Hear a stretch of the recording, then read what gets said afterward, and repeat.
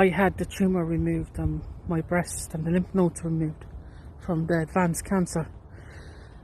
And then I came back, they told me it was successful, everything was removed. That was my surgeon. I spoke with my doctor just there last week, because I got my surgery done at the end of September. And she said to me that there is a chance that there's some cancer left behind, but the cancer could be asleep, dormant. I did 12 rounds of chemotherapy. And, that was a hard time with symptom-wise. I was very sick with it. I have to go back on to chemotherapy again. And I have to take targeted treatment, the two together. Also, they're saying they may have to try experimental treatment. They don't want the cancer to spread, like to wake up and spread. When the tumour was removed, it could have gone into the bloodstream, and that can circulate and then wake itself up at any point. So they're putting me on a lot more treatment again. So I was diagnosed in May with cancer, the 4th of May. It is a beautiful morning. Then you get your chemotherapy, your flush, everything done. You could be there about 8 hours. At times I've been there, a few times I've been there for 10 and 11 hours. And that carried on for 4 months. And it's hard because when you're sitting in a little waiting room on hard chairs, 30 people, like no space, they bring food in and you feel like vomiting. I would go 3 times a month for that treatment. So it was hard, and that's not counting the travelling time. Again, you finish the travelling time, you could be there 10, 12 hours, then you get home. You get home late in the evening. Anyway, then I had my surgery. I was brought into a lodge. It looks like a nursing home. There's a lot of elderly people there. There's nurses and doctors there. I was very weak. I was constantly tired. It was hard. And then I had infections. I was brought back into hospital from them. Anyway, I was in and out of hospital a few times. And while all this is happening, I didn't get to go to counselling or anything. So the first thing I did was turn to the internet, TikTok, and I put up videos about how cancer was affecting me, physically and emotionally. I got some support from a lovely community. But then also I got a lot of trolling.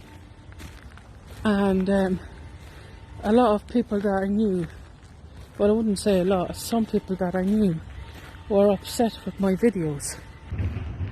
I'm supposed to go through cancer and constantly be positive and be happy, and then never have an emotion.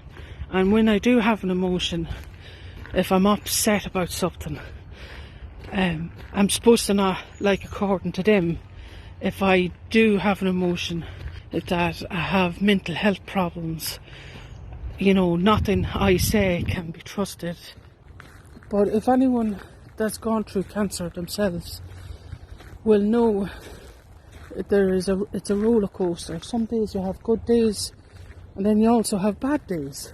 Where I live, I'm not from that town originally, so I didn't have any support network there. And neighbours, a lot of people are busy. They go to work and then they come home to their houses, so I didn't have support there either. When I was diagnosed in May, a lot of the sport classes that people can join in, so it was like the Gary Kelly Centre here in Ireland, in Drogheda. Those classes were closed during the summer months. They felt like it was a waste of funds, that's what they said. and it was better to start the classes around September, October, as that was the best time for people. More people would attend the classes. That is groups where people that has cancer themselves can meet up and do group talks and other activities together. I had a good 4 or 5 months where I couldn't go to them because they weren't on.